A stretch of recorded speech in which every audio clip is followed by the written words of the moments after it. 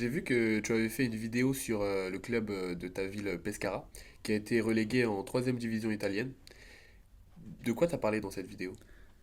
Oui, alors ça c'était un peu un extra. Je l'ai fait au avant-dernier match du championnat.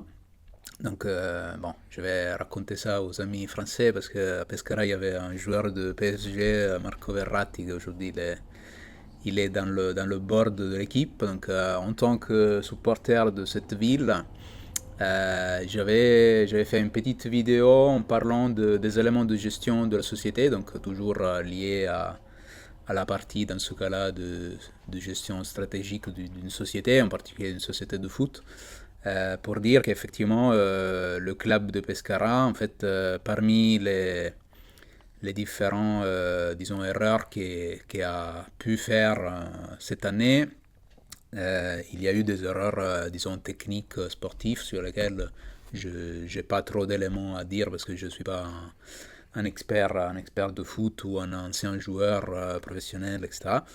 Mais en termes de gestion, peut-être un peu plus. Et c'est un sujet du comment gérer en fait la pépinière. Oui. Donc c'était à propos de la gestion de la pépinière. Et également aussi, on a parlé de tout ce qui est des joueurs qui restent, par exemple, pour une saison. Ils ont pris après redonné aux autres clubs, donc c'est que des coûts en fait. C'est des coûts et je trouve également qu'il n'y a pas eu ce qu'on appelle l'approche par valeur. Donc ça c'est une approche, une philosophie que c'est plutôt lié au sujet production. Donc dans toutes les entreprises de production, on essaie de savoir en fait où il se trouve la valeur dans toutes les actions qu'on fait.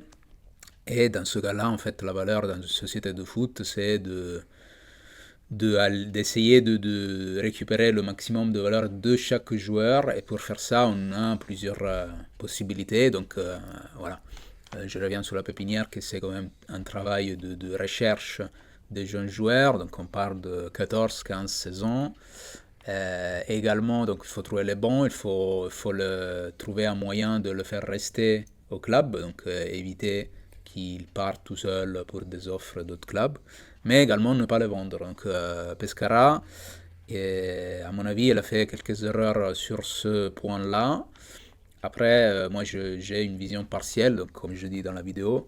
Donc, je ne sais pas exactement pourquoi ils ont vendu certains joueurs jeunes que bientôt ils vont aller en équipe nationale A. Donc, il y en a un en particulier qui s'appelle Matteo D'Agasso, qui a été convoqué par l'entraîneur de l'Italie. Et il peut reprendre le trajet que Marco Verratti a tracé au PSG à l'international. C'est un joueur qui a un potentiel très important. Et un autre, c'est Arena de la Rome, donc il est à Rome maintenant. C'est un jeune joueur de 17 ans, 18. Et voilà, donc ils ont vendu ces deux joueurs, ils ont pris d'autres joueurs, dont des très bons joueurs comme Insigne. Et finalement, à l'avant-dernier match, il y a eu des incompréhensions ou des situations pas très claires pour les tifosi de Pescara. Et encore aujourd'hui, la situation n'est pas clarifiée. Donc c'est une ville qui vit principalement de foot, une petite ville italienne.